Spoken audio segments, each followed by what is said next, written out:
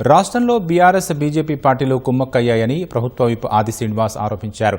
తాజాగా జరిగిన 2 municipal chairman ఎన్నికల ఫలితాలే ఇందుకు నిదర్శనమని, ఇబ్రహీంపట్నంలో 2 పార్టీలు చైర్మన్, వైస్ చైర్మన్ పదవులు పంచుకున్నాయని ఆయన చెప్పారు.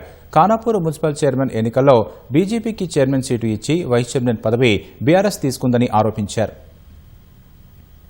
తెలంగాణ రాష్ట్రంలో బీఆర్ఎస్ బీజేపీ 2 పార్టీలు కూడా కుమ్ముక్కయ్యాయి. నిన్నటి రోజు జరిగినటువంటి ఇబ్రహీంపట్నం మున్సిపల్ ఎన్నికల్లో, ఖానాపూర్ మున్సిపల్ జరిగినటువంటి ఎన్నికల్లో బీజేపీకి చైర్మన్ పదవి ఇచ్చి వైస్ చైర్మన్ పదవిని బీఆర్ఎస్ పార్టీ తీసుకున్నటువంటిది. బీజేపీ బీఆర్ఎస్ పార్టీలు 2 కూడా విడదీయని బంధం, ఫెవికాల్ తో అతుకున్నది ఎలా ఉంటుందో అలా ఉంటుందని చెప్పని మేము మొదటి నుంచి కూడా చెప్తున్నాం. నిదర్శనం మాట చెప్తున్నాం. ఈరోజు బీజేపీ రాష్ట్ర అధ్యక్షుడు రామచంద్రరావు గారు మాకు ఏ పార్టీతో పొత్తుండదని చెప్పిన మాట వైపు చెప్తున్నాడు. మరి ఈ అంశం వారి దృష్టికి రాలేదా, ఈ విషయం వారికి తెలదా అని అంటున్నారు. ఈరోజు ప్రజాస్వామ్య గెలుపంటూ మాటలు దాటవేసి ప్రయత్నిస్తున్న కేటీఆర్ గారు ఈ పరిణామాలపైన కిమ్మనుకుంటూ ఎందుకు ఉంటున్నాడు అనేది కూడా చెప్పాలి.